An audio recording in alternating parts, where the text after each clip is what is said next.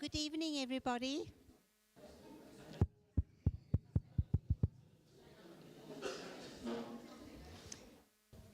Good evening, ladies and gentlemen. Good evening. A very warm welcome to all present here tonight.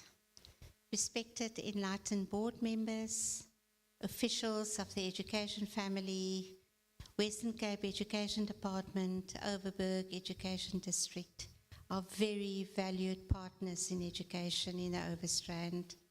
Principals, I see them.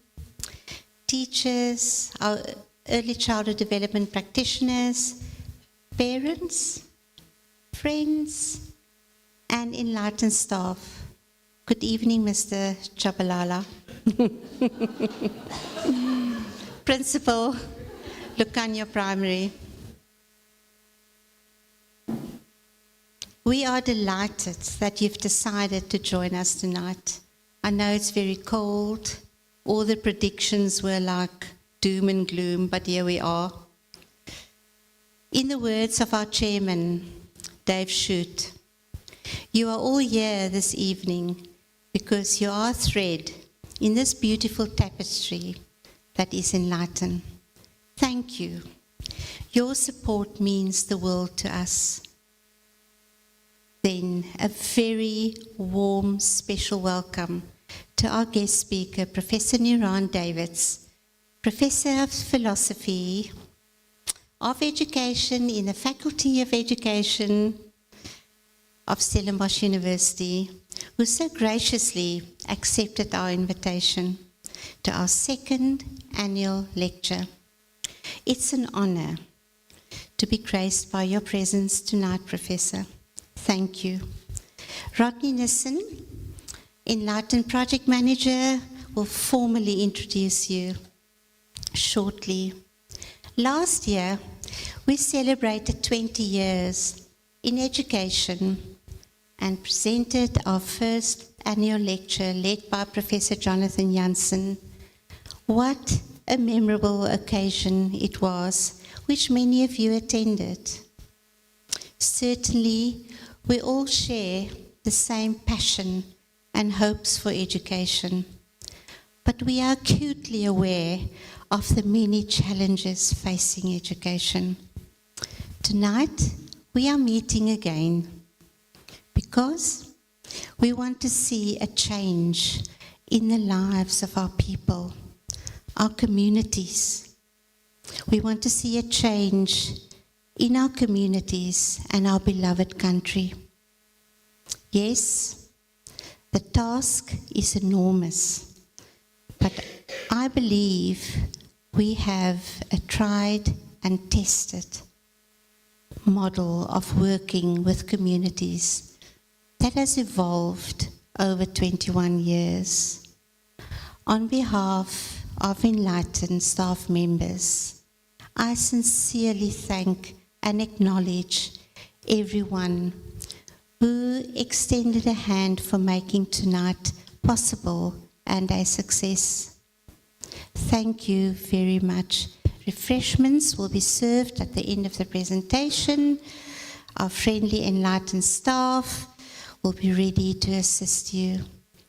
So, it gives me great pleasure to wish you all a memorable evening. Thank you. Over to Rodney.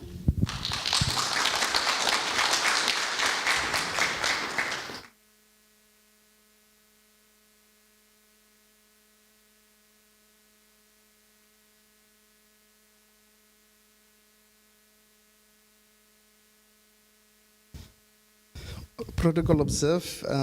Good evening, everyone.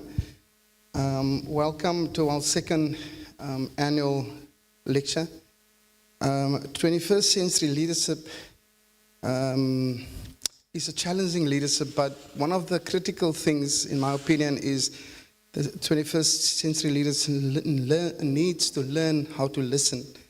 And once in a while, Enlighten wants to call the leaders in education just to listen. And tonight we are so honored to have our esteemed guest with us. every generation is worried about the next generation. My mom was worried about me. And we survived. And surely we are worried about the next generation. And surely we must keep hope that the book so greatly last year and challenged us as an organization, etc.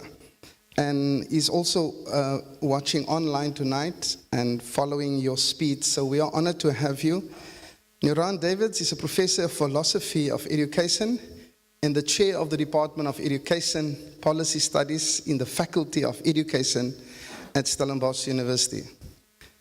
She is an NRF-rated researcher whose research interest includes philosophy of education, democratic citizenship education, and Islamic philosophy of education. She was a fellow of the Center of Advanced Study in the Behavioral Science at Stanford University. She's also co-editor of the Routledge series, World Issues in Philosophy and Theory of Higher Education, co-editor-in-chief of the Journal of Education in Muslim Societies, associate editor of the South African Journal of Higher Education, and an editorial board member of Ethics and Education, and the Philosophy of Theory and Theory of Higher Education Journal. We have a big gun in the house tonight in education, and we are so honored to have her with us. She is the recipient of a number of research and teaching awards, which includes NRF Research Excellence Award for Female Emerging Researcher 2015, the Stellenbosch University Distinguished Teacher Award, Stellenbosch University Research Excellence Award 2015, 2016, 2018, 2019, 2020, and 21. Stellenbosch University Media Thought Leader Award, and Stellenbosch University Chancellor's Award Research 2020.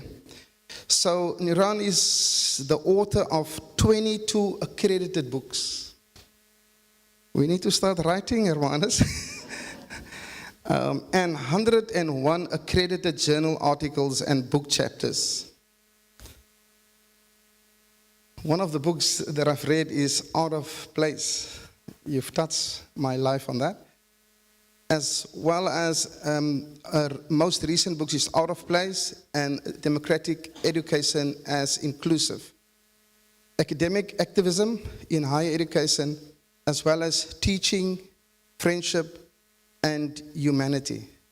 I must read that book, quite interesting topic. So, or title, I'm totally excited tonight to hear what you have to say to us. And I'm ready to listen. I'm quite excited about cracks, hope, and resistance. It's my honor to welcome our guest speaker for 2023. Let's put our hand together and welcome Professor Niran.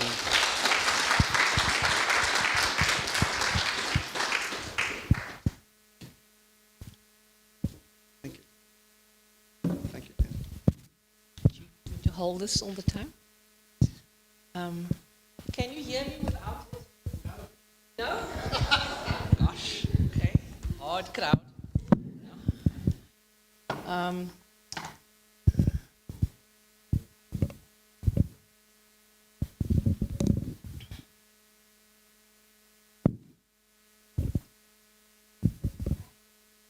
Trying to get it.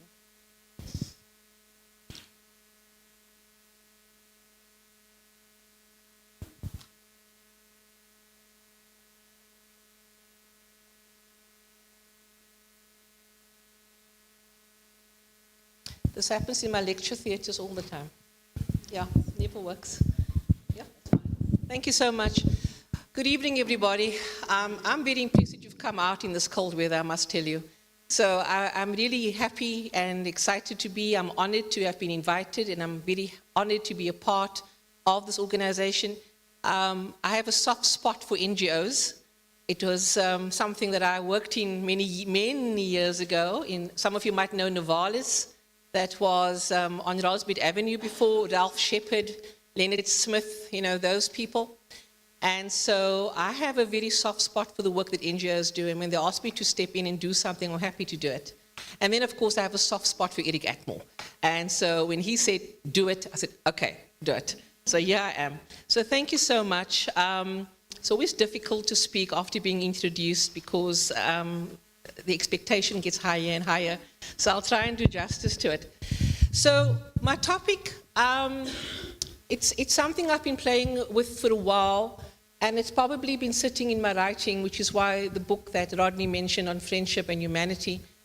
I find that in as much as we have some serious problems in our schools in terms of infrastructure and just dismal resources, I think we have a far greater crisis on our hands. And that pertains to our lack of just human regard as far as a nation is concerned. And I think often teachers, and definitely not the people in the room, but often teachers lose sight of the fact that when you are teaching a child, you are not, this has gone off, you are not only teaching a subject specialization, what you are actually doing is you are cultivating the next tier of citizenship. And so if we understand it, what we are actually busy with is the cultivation of people. And think of that grade 1 child stepping into your classroom for the first time, that you actually handed that child, and it's a clean slate, right? It's a child in its purest form. And somehow we have to shape that child. And the greater the neglect out there, the greater our task. So hence this focus on cracks. So let me start with the cracks. Now, we all know what the cracks are, right? We know that we have an incredibly disparate education system. We know that any idea that we actually have a single education system is fundamentally flawed because we don't have a singular education system in this country. The idea that we used to be 19 education departments and have now been merged into one exists only in theory. So we know that schools operate in very different spheres. If you drive through Hermanus, for example, you get an idea of the coexistence of wealth and poverty. And that same discrepancy plays out in our schools. And the fact that those cracks have actually deepened in a democracy is unforgivable. Because during apartheid, you could get away with justifying it because we were living under a dysfunctional society. So you could make an argument for it. But now we're in a democracy. And the fact that we are still facing the same kinds of overcrowded classrooms, no toilet facilities, no running water, no resources, no science lab, you know it all. I don't have to tell you these things. The fact that we are still complaining about these things is reprehensible. And so when COVID hit, when I reflected upon that, and it suddenly became apparent that before we could even get kids to sanitize, we had to get water tanks out to schools. I thought to myself, well, at least that's a good thing, isn't it? Something good that came out of COVID. It actually forces government to provide water tanks to schools. So this is the crisis and this is the cracks.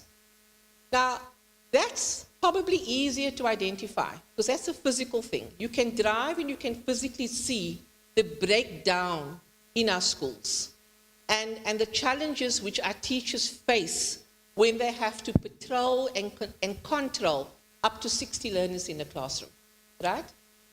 But there's another crack, which I think we often lose sight of because it sits in policy speak.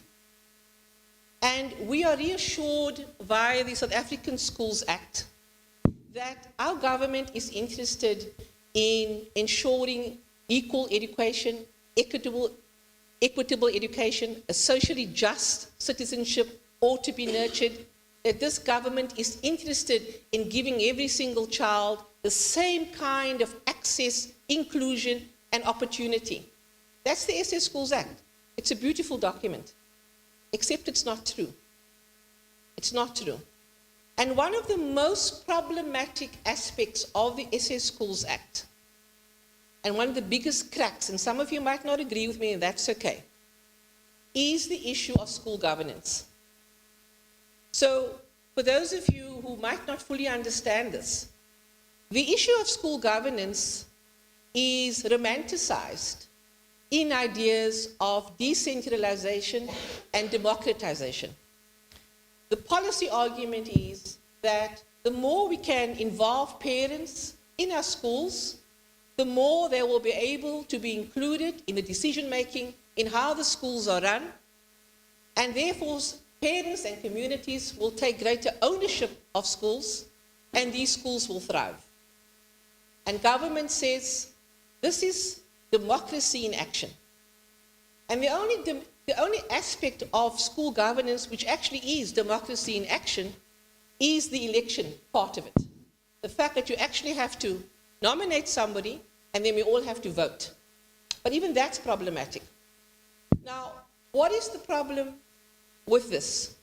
In addition to the SS Schools Act, government introduced something called the National Norms and Standards for School Funding.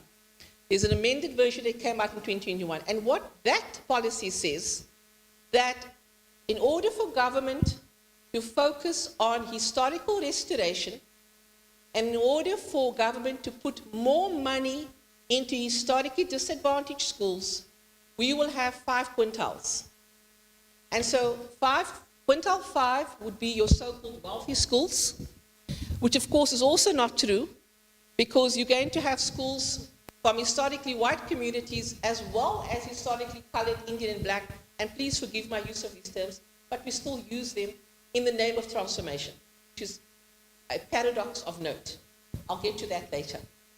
So the National Norms policy says, quintile 1, we started out, was a no-fee school. No-fee school means government gives more funding. Quintile 5 schools, you get less funding. Now again, that makes complete sense. Theoretically, it makes sense. In order to even out the playing field, we have to put more money into our historically disadvantaged schools and less money into our historically advantaged schools. I understand that argument. But then the negotiation happened. And so much of our transition into a democracy relied on negotiation. And that negotiation centered on the fact that in order for historically advantaged schools to take on the responsibility of school-based school management, they would be allowed the right to design and decide on all policies except the curriculum. All. Most problematically, including school fees and language. There's absolutely no cap on what a school can charge you. And this is why we find in South Africa, on the one end, quintile 1, and over the years also quintile 2, and over the years also quintile 3, more and more schools are becoming no-fee schools because that's an indicator of the poor economic situation in this country. So 4 and 5 are your only 2 quintiles left that are fee-paying, theoretically. Those schools are given the right to charge whatever they want. So what was the obvious thing that was going to happen? If you're giving me the right to increase school fees and to fundraise, that's exactly what I'm going to do. And so when I do that, what's the obvious outcome? That we've now replaced racial exclusion with economic exclusion. At some schools, you pay more for your child's grade 10 year than you do for the first, second, third year at university.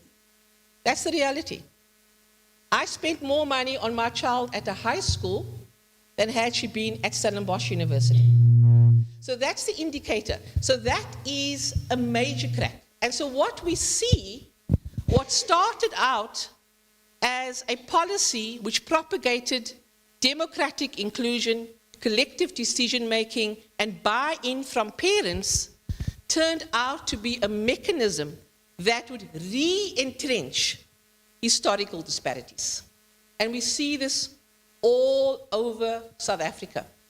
These schools are not only, schools generally are not only allowed to decide the school fees, but they can also determine the language policy.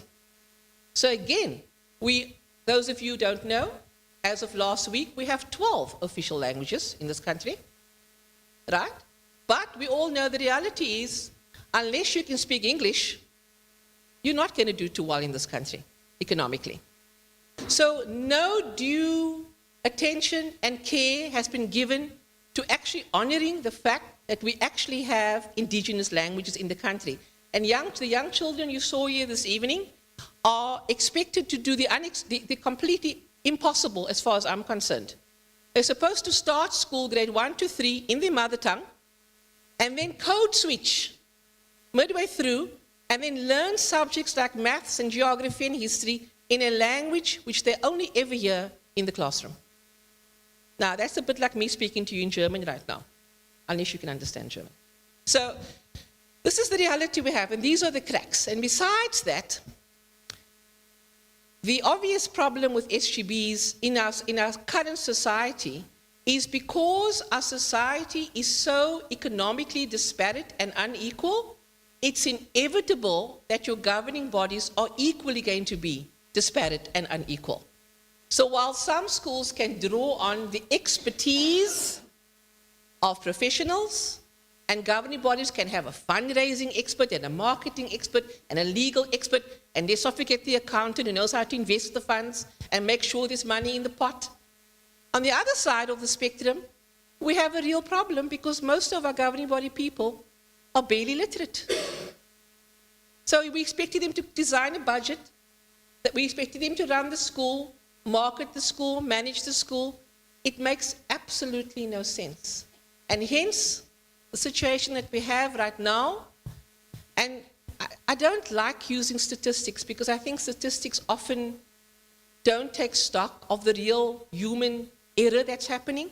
But it is helpful to know that in South Africa, only 20% of our schools are deemed to be functional. 80% of our schools are not. 80% of our schools are not. And what that means, I've given up on this one. What that means, I'll just move the slides because I think I'm way ahead. What that means is that 40% of learners, only 40% of learners who start grade 1, I don't think grade R, don't think ECD. ECD is a luxury, okay? It's a privilege. That's another kind of factor which plays a big role. Because while some kids enter already knowing how to sound words and colors and count, they can write, and I know what a pencil looks like and a crayon looks like, other children, for the very first time they find a pencil or a crayon or a book in the classroom. So only 40% of the young people who enter our system actually matriculate. And so the next time you listen to Angie Moshecha going crazy about our matric results, put off your TV. It's all lies. It's absolutely all lies. Because what she's not telling you is that 60% of the kids who started actually didn't matriculate. So where are they? Where are these kids? You'll probably find them roaming on the streets, right? Nothing to do. So these are the cracks. Now, it's not my intention, particularly not on a cold evening, to depress you. So let's get to the fun bit. We'll get to the hope. Now, oops, wrong way. So we've got all the fault lines. I've spoken to you about the SS Schools Act, the SGBs. Oh, and I want to add that if you think that government doesn't know that the SS Schools Act has actually legitimized inequality, then you are wrong. They are fully aware how problematic the SS Schools Act is, but they will not change it. No amount of protesting is going to get them to change it. Why? Because if they change it, there are two problems. The one is they'll have to take responsibility for the schools that they've stopped taking responsibility for. And the other thing is some parents are going to flee to the private sector. And we need these good public schools to produce the results so we can say, look at us with our 88% pass rate, whatever it was for the Western Cape, right? Which is absolutely not true, just by the way, okay? So we've got the faults going. Hope. I find that teachers are the most important person in the school. I know we would like to believe it's the learner, but I've gotten to a point in my teaching where I believe it's the teacher. Because if the teacher is not okay, the learner is not okay. If the teacher is not informed, if the teacher is not supported, if she's not equipped, if she's not competent, I'm going to use she because we have far more female teachers, although the principal's often the male, but that's another discussion. Okay? So I had to just throw that in there, sorry. Yeah. And so we have a situation that teachers are critical. If I were to ask you, and some of us, including myself, we've been around the block a few times, if I were to ask you to think about a teacher who had an impact upon you, you'd be able to tell me. You all know who I'm talking about. She is generally a she. She's fresh in your mind. She probably inspired you to become a teacher. I had those teachers. I had amazing teachers who inspired me. I was a teacher before. And the teacher is central. She is absolutely critical because it's how she makes you feel that matters. And so you like her subject because of her. And if you just think about it, I didn't like maths at school. But then I had a nice teacher and I fell in love with maths because of the teacher. And of course, the opposite is equally true. When you have a nasty teacher, then you begin to dislike the subject, right? Just think about that. So the teacher is critical.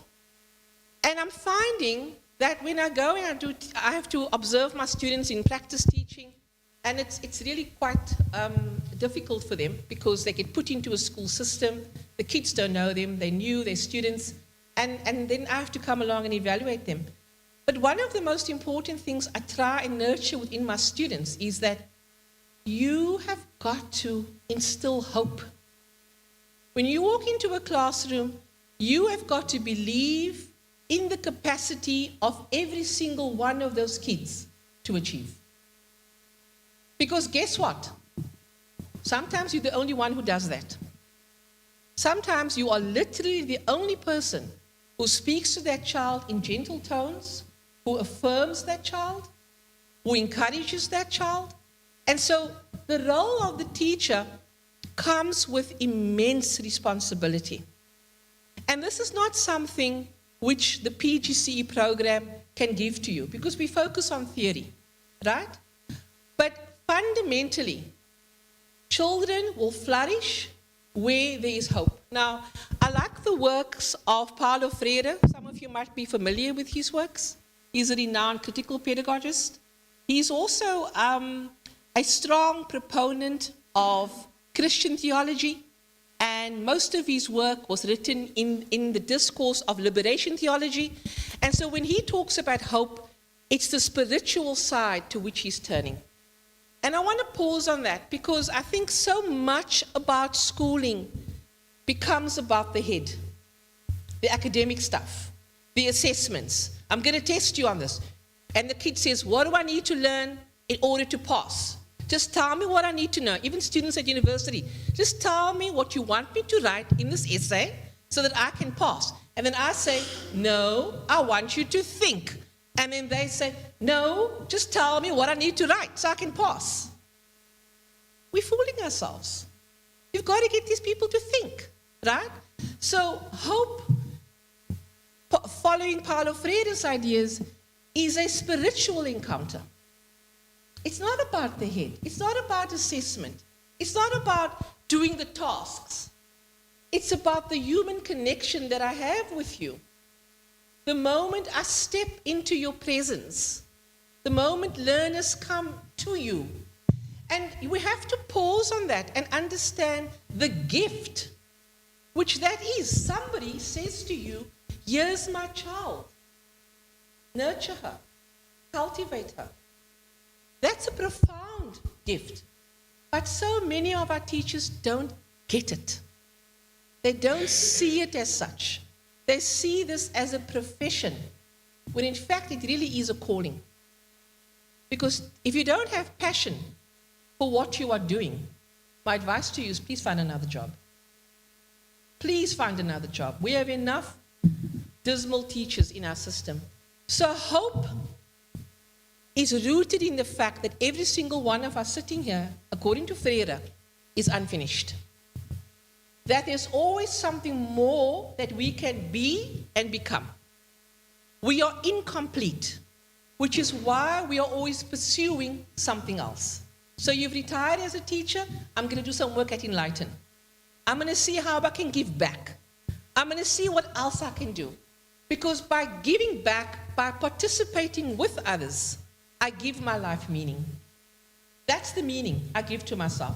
And teaching gives that to you all the time. So when children come into your classroom, you are not dealing with a single child. You are teaching communities of learners. Every single one of you sitting here has come into this lecture with your own community. You've come with your own history, your own expectations for why you are here, and you will leave with your own impressions. In the same way, children come into your presence like that. And the older they are, the more scarred they can be.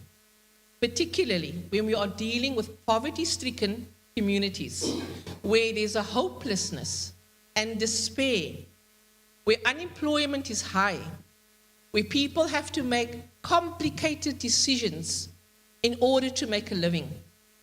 And so what we find is that children are inserted into a particular script over which they have no control.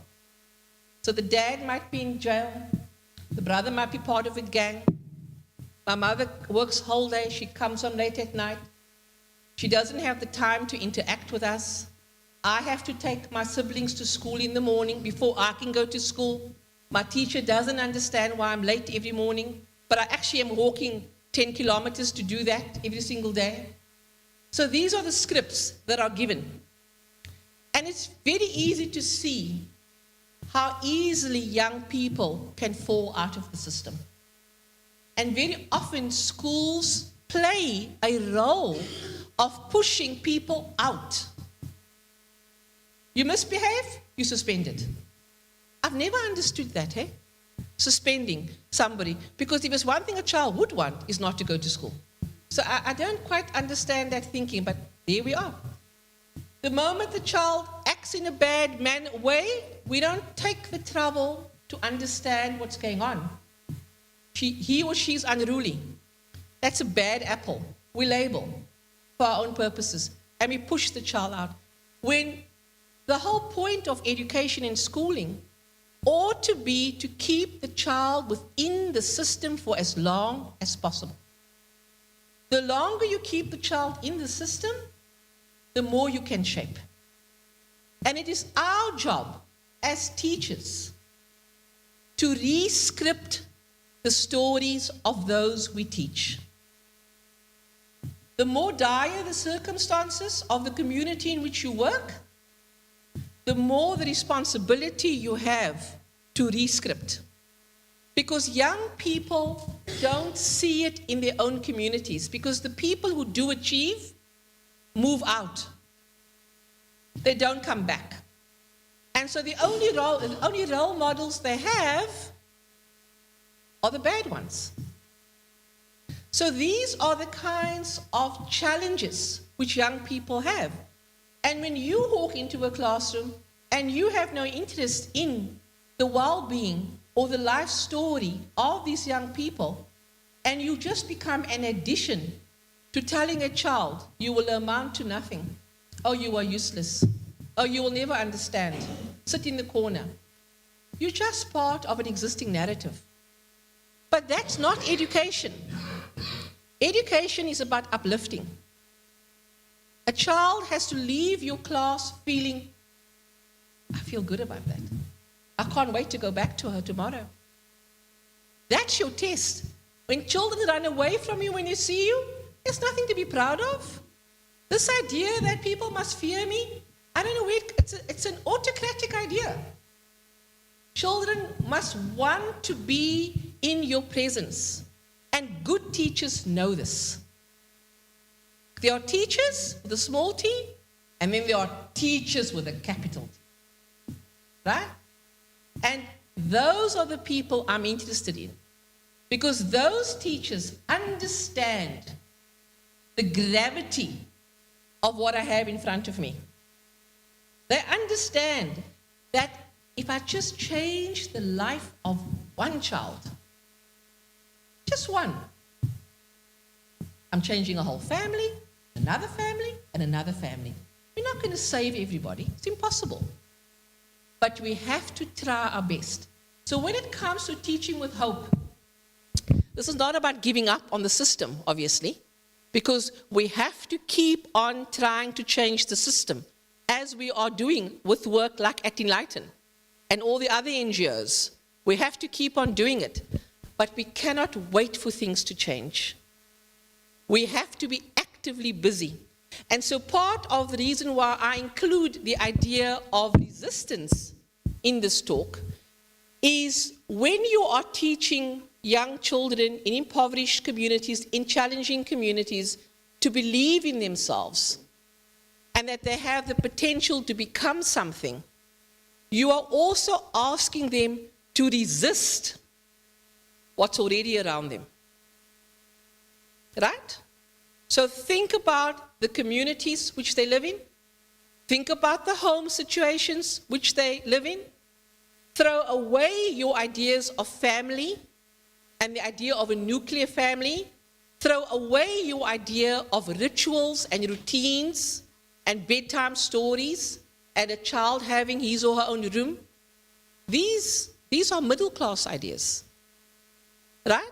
Most South Africans do not live this way. So you are asking this child not to follow in the footsteps that's already been trodden for him.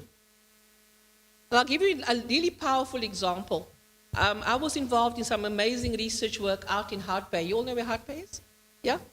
Hout Bay High School, right on top where Hangberg is. Yeah? It's a really small, enclosed school. It's just like barely sticking in there. And they had this most amazing principal, and he's retired now. I forget his surname, but it was Juan something. No, I apologize for that. But he was one of those people that was just the living embodiment of what a principal ought to be. Loved his children. So much so that he had an arrangement with the local studs in the area, and where the particularly problematic children who displayed violent tendencies would go on the weekend, and they would simply use a brush and brush a horse. And through caring for this horse, they began to change. And he would spend the weekends doing this. This is just what he did. But the story I want to share with you is how sometimes we go into these settings and research with our own preconceived ideas, not fully understanding what we are dealing with. So one of the things we were busy exploring is the high rate of learner attrition or dropout at the school, despite every effort to keep the kids in the school. And it became apparent to us while talking to some of the parents who were very forthcoming that their young children would get onto a boat, you know, Mariners Wharf is, in the harbor, and they would take the boat out to Robben Island and get Pierre Lemoen. And then they'd come back. This is at night because they can't be seen. So at 11 o'clock, picture this, 15-year-old, and they would schlep this bags of Pierre Lemoen up Hangberg and stash it. And as researchers, we're listening to the story and we are saying to her, but this is very problematic. I mean, how can you let your child do this? This is illegal. And what if he drowns? And we, of course, giving all the typical questions. She was nonplussed by us, and her response to us was, this is a good son. He's caring for his family. And so what you hit with in that moment is that your social realities are just so different. And so as teachers, again, we need to guard against inserting our own lived reality onto young people. And so the other powerful thing that a good teacher understands is that before I can teach my subject, whatever that might be, I need to focus on establishing a relationship with those I teach. We don't want to do that. It's easy. You see, it's easier to say, oh, you don't have your homework here? Get out. That's easier. Go to the principal's office. And of course, that's something which is funny, actually, because the teacher will say, go to the principal's office. And then the child goes to the principal's office, and the principal says, why are you here? And then the child says, I don't know. You said I must come to the principal's office, which is exactly true, right? But the message to the child is, she doesn't want to deal with me. That's what the message is. Or, I would venture, she doesn't know how to deal with it. I think that's far more. So, a good teacher understands, if I'm going to reach this child, I have to take the time to ask, tell me about yourself. Who are you? What do you like doing? If you're picking up a child who's reluctant to read aloud in the class, don't humiliate the child and make the child do it because you want to kind of assert your authority. Meet the child where the child is at. The more you can draw the child into your trust, the greater the chance of that child wanting to please you. And children are funny, right? Because in as much as they show bravado, they actually do want the boundaries. They do want the direction. And most importantly, they do want your approval. So why don't we give it? We're far more focused on disciplining bad behavior than we are on nurturing good behavior and affirming and rewarding good behavior. We don't like doing that. So the idea of resistance comes into this in terms of the fact that it's about young people feeling courageous and bold enough to sever from a predefined script of dropping out, not pursuing studies, becoming like my older brother, not finishing matric, whatever it is, and saying, no, I'm actually going to do something else with my life. Right? So resistance is important. And for us as teachers, we in turn have to resist. Now, am I being recorded, right? So I've got to be careful what I say. We've got to resist what the education department asks of us. And I don't mean that in any sort of underhanded way, but we've got to use CAPS as a suggestion. It's a mere suggestion of how learning can unfold. Right? The mere fact that you have your fourth iteration of a curriculum tells you it's all up for discussion. Okay? It's all up for discussion.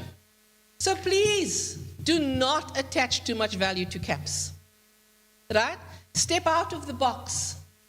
If you need to step back and reteach something, do it. This idea that we have of condonation, you all familiar with condonation? Where we just push the learner through because the child, according to a policy, is not allowed to fail more than once in a phase. So the child knows this. They're smart, remember? They know this. So if you already failed me in grade 10, you can't fail me in grade 11. The policy won't allow for it. We need to stop these practices. We are damaging our children. Our children finish matric and they can barely string a sentence together in writing. Yet they are educated. So we have to resist these policies which speak to us as if learning can be predefined. Learning will unfold in different paces and at different ways with each child. Some children will be academically strong and some will not. And this is where I love the fact that there's music here. This is where the extramural program becomes so important. Because we know that not every child we teach is academically strong. Right? They're just not. It's not a problem. We all can't be the same. Some of our kids are artistic, they're musically inclined, they're going to be sports stars. But we don't have any sporting programs. School closes at 2:30, the teacher's screeching out of the gate already as the siren is still finishing wailing. There's nothing happening. Now you have this child, unattended, from 2:30 until whatever time. The more we can use our schools as hubs to keep children contained and within, the more we can ward off all the other issues that we have. And really, there's no shortage. I mean, just yesterday, I read an article with such despair. Crystal High School, you're familiar with Crystal High School? Hanover Park, it was built, the best high school in Hanover Park. Ignorant people came in and stole the water pipes, and the school is just flooded. Flooded. They couldn't teach. So communities, people in the communities are doing this. So we are up against immense challenges. But at the same time, I look at the work that's happening here, I look at the people, the young children we had here, and that's the hope. That's the hope. So, to conclude this, we need the cracks. Because the cracks forces us to be creative and imaginative. It forces us out of our comfort zones. And for some of you might know Leonard Cohen. I know my students look at me as if there's something wrong with me because, who? And I think, okay, so that's an age thing, and I worry. But Leonard Cohen talks about there's a crack in everything, but that's how the light gets in. And it's such a powerful analogy because think about if you're walking, I mean, I can stand here whole night and list all the problems we have in our schools. But the cracks that's where you come into the story. That's where Enlighten, quite strangely, I planned that by the way. That's quite literally why NGOs like Enlighten exists. Give us the cracks and the light will come in. And then of course, one of my favorite people, Rumi, also talks about it in terms of the wound is where the light enters. So in every calamity, in every difficulty, and we have many in South Africa, right? There's always the hope. And we need that. We need that. And so hope and courage ought to be fundamental to our teaching. We are dealing with human beings who have emotions and who have spirits. They are spiritual beings. They're not just empty canvases for us to fill or empty vessels for us to fill. That's not our job. We ought to have an impact on people and make them think, and they must want to be like you. Then you know you've succeeded. Then you know you've succeeded. And so it's not our job to fill every crack, but certainly it is our job to equip young people how to respond. And I think in South Africa at this moment, we have many critical moments at this time. We have the issue of darkness. We have the issue of crime, which is even darker.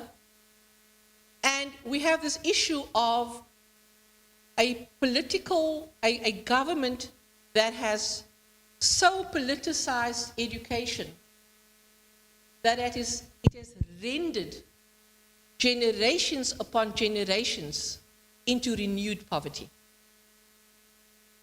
And so it really is our moral responsibility that if we wish to be serious as teachers, then we have to attach the value of seriousness to it. And our job ought to be, at whether we're teaching ECD or me at university, I need to make sure that when that student leaves my classroom, he understands what it means to be a good human being. I'm less interested in whether he gets an A for philosophy of education. I am more interested in what kind of human being I have produced. Because at the end of the day, that's going to determine the kind of society which we would like to have. Thank you so much for your time and your patience.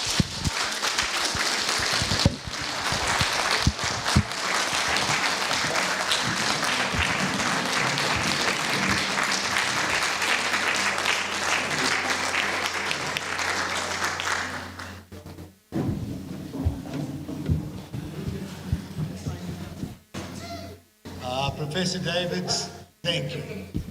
You would like thinking people, and you gave us such an inspirational message. I did so love the analogy of the crack. I'm sorry you mentioned about the Enlighten and the light, because I was going to say that.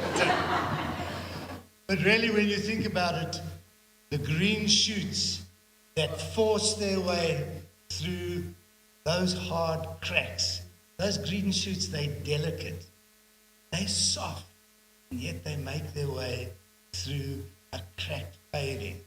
And really, the delicacy belies the harshness of those cracks.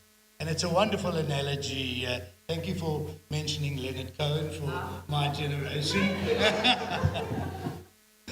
And the issue of hope, hope springs eternal from the human breast. Such a wonderful saying. Hope does inhabit us all. And that message that the professor gave us, that we have to capture within those children that hope. We as the teacher got to capture that hope. What a special thing. Teachers really are practitioners of hope. It's a thought that you brought across so firmly. We are practitioners of hope. And we really need this in our country. So, Professor, you are now a fully fledged friend of Enlighten Trust, which is a very prestigious award. You can add that to. And Rodney was telling me about the 101 educational articles. Is there something at Stellenbosch University when you pass 100? Do you raise your bat or do you get a clap or something? Wonderful, but thank you. You're a valued friend of Enlighten Trust, and we really do appreciate you coming to share what was an inspiration. Thank you.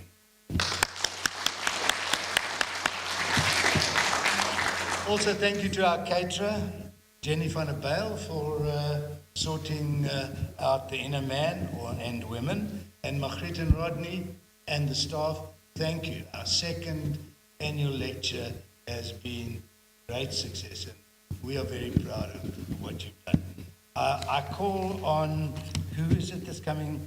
Heidi Swartz, would you please present the professor with a token of our esteemed appreciation. Thank you. Again, thank you.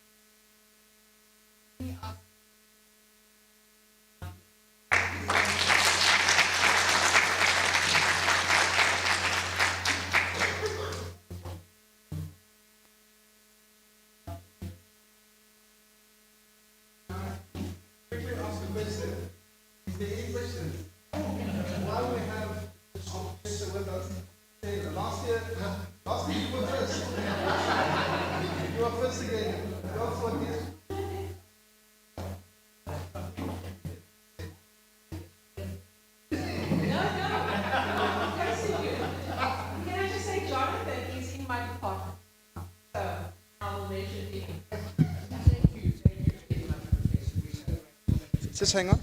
Just hang on. Online. We so very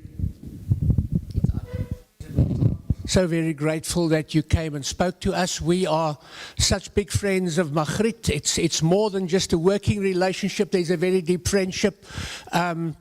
We are from the Overstrand Learning Hub, where Dr. Nikki Rousseau heads up, and Magritte works very carefully. And what you speak about is so totally in line, because our emphasis would be reflective education, problem solving, caring from the heart, waking up the right type of questions that young people ask. And there are some of our tutors here tonight. We've got 30 volunteer people with double doctorates volunteering to be involved with our 60 young people who we are teaching foundation phase teaching. And much of what we do happens even in this building, but so we commend you for taking your time, coming out and being with us and speaking our language. So we're grateful. And just one thing, what I wanted to ask is if you ever heard Arch Tutu's quote that says, he says, I'm not an eternal optimist, but I'm addicted to hope. That's beautiful, eh? Is there anyone else who want to have a comment or a question? Speak now or forever hold your peace. Yes. Thank you very much for an inciting information. I just want to, you spoke about failing and passing of learners, which it really interests me.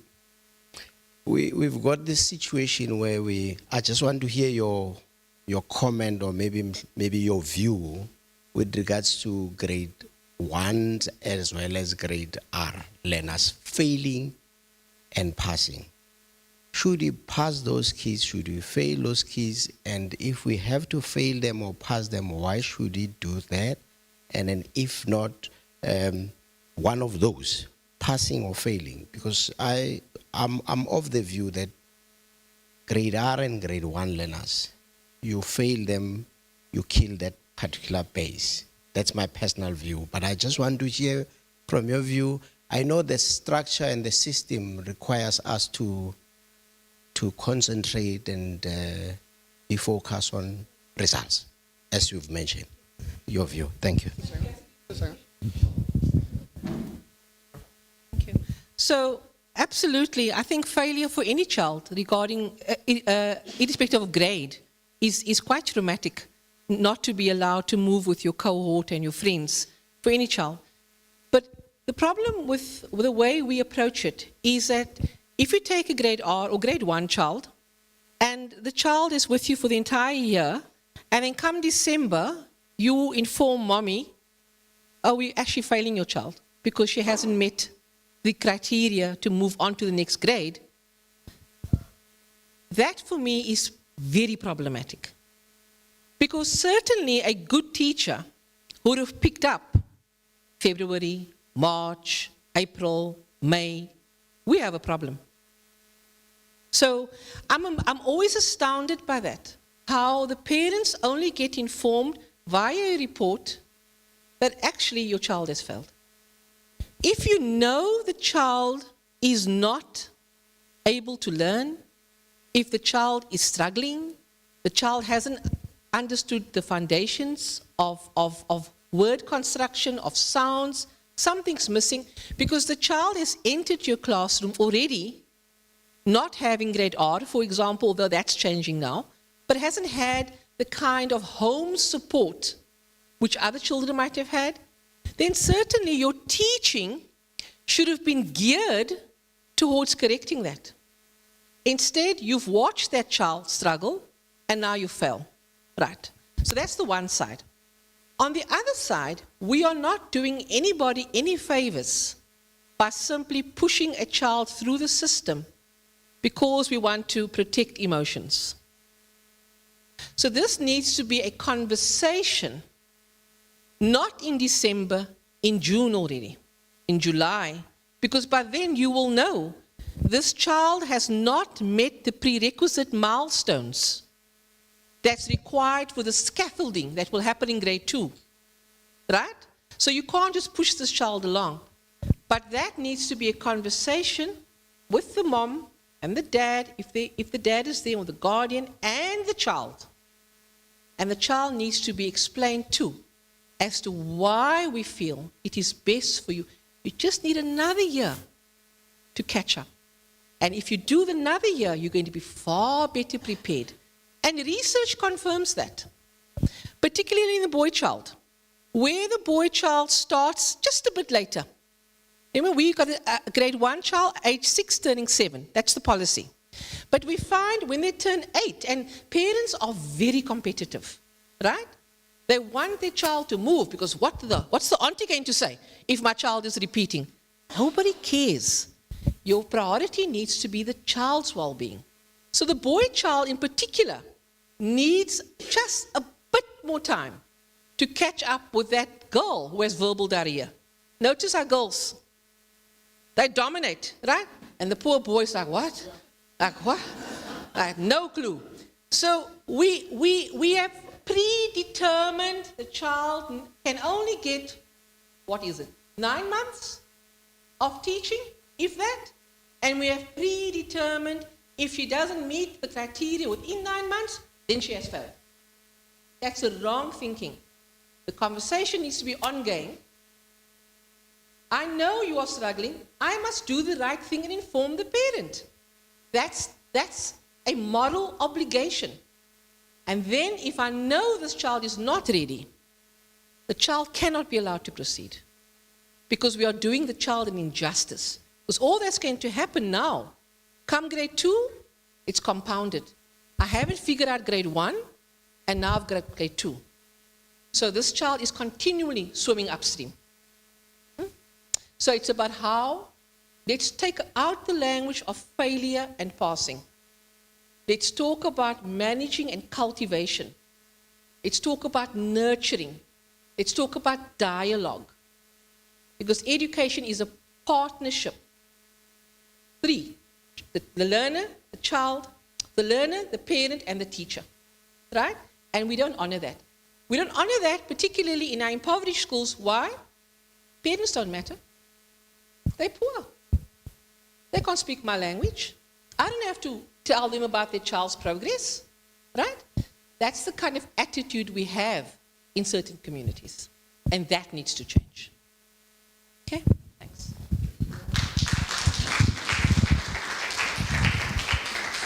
Anyone else? Anyone else? There's one. Just remind me, I have a question. Would you comment on what appears to be an increase in violence at schools?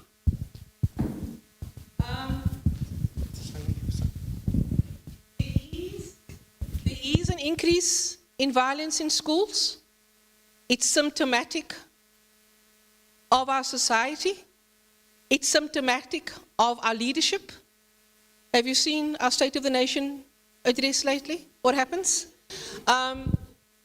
Learners seldom listen to what we say, but they do what we do. They observe. Oh, so that's how you resolve conflict. Throw the chair at you. Yeah, that's what I need to do. So we emulate. So what we see in schools is symptomatic of the violence in our society and in our homes. At the same time, research, this might surprise you, research confirms, and this one of my major studies was in schools and violence a few years ago, confirms that children are more likely to encounter violence in schools than not. And the primary source of violence in schools is corporal punishment, despite it being illegal. It's illegal. So the message to the child is, when you don't act in a way which is satisfactory to me, then it's okay for me to inflict violence upon you. That's the message. So we have normalized violence in South Africa in a very problematic way. That children don't have the skills of communication to resolve conflict, so I'll stab you with a pencil or I have a knife in my bag. That being said, the way we go about dealing with violence in schools is usually problematic, and that perpetuates the problem.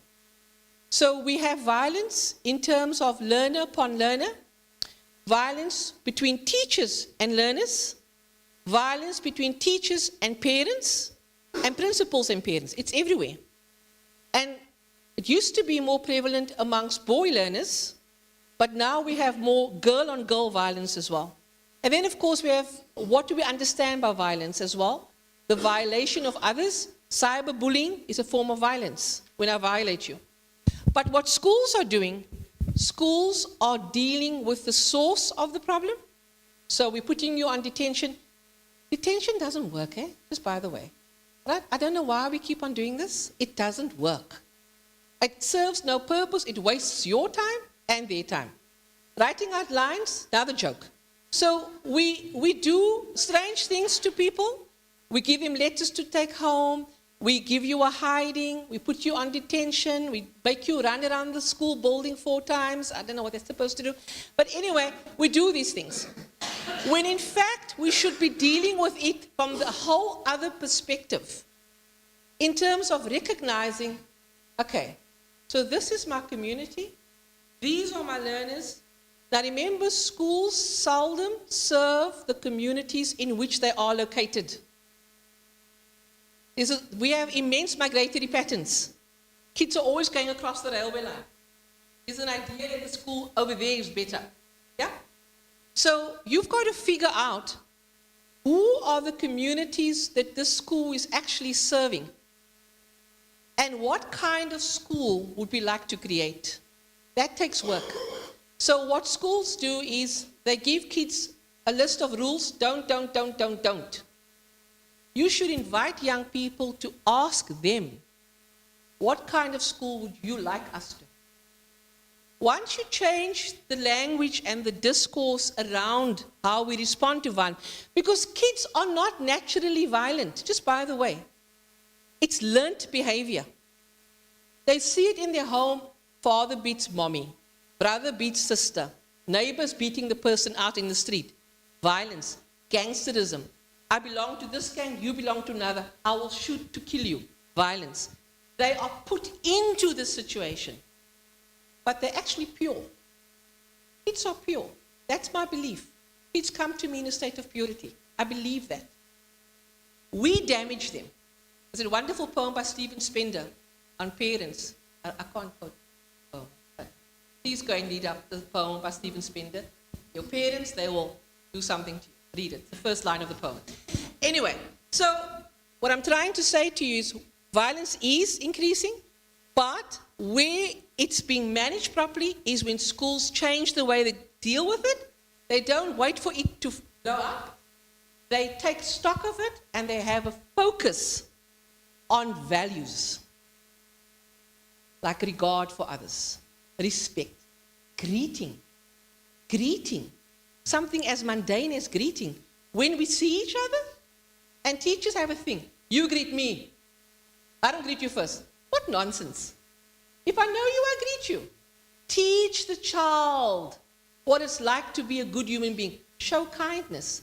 I speak to you with respect. Some teachers believe if I teach in a poor school where kids are struggling, I can speak to them however I want, because that's the language they know. That's diabolical as far as I'm concerned. Our job is to uplift. So yes, it's increasing, but you can manage it if you begin to deal with children on the basis of common humanity as opposed to people that needs to be disciplined all the time. Yeah? And you get those schools. In really problematic areas, you get them. Where you walk into the school and you have 2 schools, not too far apart. The one is complete chaos. Right over here. Something else. Kids are all dressed neatly. There's a sense of urgency. Teachers are in the classroom. Teachers play a huge role in poor discipline in classrooms. They don't like to hear that, but they do. They are often part of the problem. And this is why some kids are amazing. Kids will tell you, in that teacher's class, I work. In her class, I do my homework. They know. You set the tone. You teach me.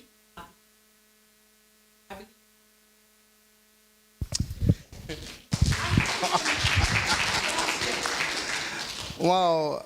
Is there someone finally? Anyone? Second, third. Professor, can I ask a question on my way to my seat? The question is, there's a tendency, and I don't know where the government heard that is working across the boundaries is sending kids earlier to school might solve the problem of the matric dilemma. What is your opinion on that? Because we are sending children earlier to school, and it seems to me that it's not the response they wanted. That's maybe one question. And the second one, we as Enlighten, we are at this moment rolling out teacher professional development courses to our teachers in the area. And this week we had some of our schools staff attending these sessions, and it was quite amazing to see the response of the teachers, and we're focusing on trauma. So my question is, do you think that those dark days of yesteryears where there were colleges, might that be a solution for teachers not or unable to cope what is happening at this moment? I know of teachers personally that went to school for 1 week and left teaching forever. It seems to me that the youngsters are really struggling to cope with what is reality in schools. So in your opinion, will colleges, not maybe exactly as it were, but could this be a better option for prepping teachers? Yes, please. Early? Okay, sure. Children need to play for as long as possible. Children need unstructured, let them be, let them play in the sand and build mud cakes and sand castles, if there's sand, obviously. Children need to explore, they need to climb trees. We can't do that anymore because of safety issues. You know, children used to play, I grew up in Claremont, and I remember when Wimbledon happens, then we playing Wimbledon in the street. I mean, we drew lines and cars had to wait until we picked up the bricks and the net and whatever else. We were physically active. And our children are a screen generation. Every child is in front of a screen. So I would be opposed to schooling, because just because a child is schooling earlier doesn't mean that child's going to be better prepared for school. Depends on the quality of what you're doing, right? And the idea, even the idea of putting grade R and grade 1 children into a uniform, for me, is problematic. Because, again, I don't understand why we put young boys into ties. Ties are usually problematic. If we hook somewhere, the child can choke to death. And I'm the only person who always says, I don't know why. And then you put them into a blazer and his hard buccaneer shoes, and it's summer and they're sweating bullets. Let them run barefoot. Let them wear shorts and a t-shirt. We in South Africa, for goodness sake, it's hot, right? So we try and uniform them, and we try and regulate them. And we want them to cut their hair in the same way, and there must be the same height or length from the collar, and the girl's skirt must be 2 centimeters above the knee. And we spend endless time on this meaningless stuff. When children are creative beings, let them create. If you want to do something good for children, establish more ECD centers with qualified teachers. It's not a dumping ground for people. It's not a babysitting service. And give them playgrounds and jumping castles and jungle gym equipment. Let them climb. Let them imagine things they would never ordinarily imagine. We need to give childhood back to children. That's missing. That, for me, is fundamentally missing, right? Your other question has to do with trauma and the fact that teachers are not coping. I absolutely agree. My PGC group just started when schools reopened now. They're out in teaching prac now. And on day 3, I got a frantic email from one of my students wanting to know how soon I can come and just talk to her because she's now having an emotional breakdown. So, and her trauma is real. She wasn't coping. And this is the problem that we have. Bringing back colleges, I'm not going to argue with that. Perhaps that's an answer. But it's about the quality of the program on offer. And I have a problem at my own university. We debate this all the time. We only send our students off for teaching prac for 6 weeks. So the practice is very limited. It's theory heavy, and I'm very aware of that. If I had it my way, I would offer the PGCE over 2 years, 1 year of theory and 1 year of practice. And I would insist that when you go into a school for teaching practice, you go to a school with which you are not familiar. Because too often students go into the same kind of school from which they came. Now, our teachers are experiencing trauma. It's about the lack of support in schools. It's about the fact that parents often don't play a role in supporting the teacher. And one of the challenges I maybe just want to throw out to Enlighten. Eric Atmore's name came up a few times here. Eric Atmore and our dear friends, and Eric and Atmore and I used to work in NGOs together. And one of the most powerful programs we ran out under the Xenex funded project years ago was a homeschool partnership.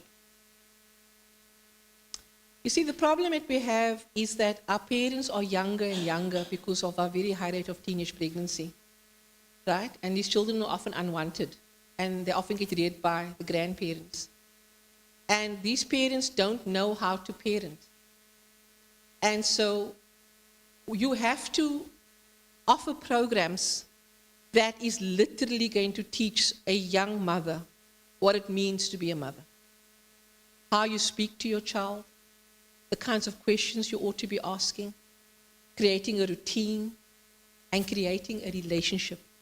It's astounding just how missing that is in so many homes.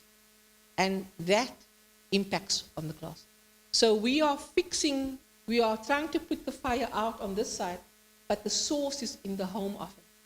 And we have to find a connection for that trauma to be alleviated. Other than that, I encourage teachers to seek out professional development, because that, when you meet other people like yourselves, then you begin to see that the burden can be shared, and I can learn from our peers. Yeah? Thank you so much.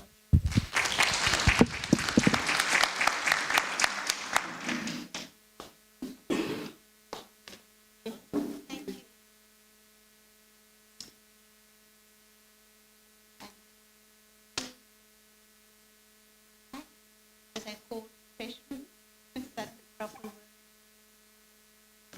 So,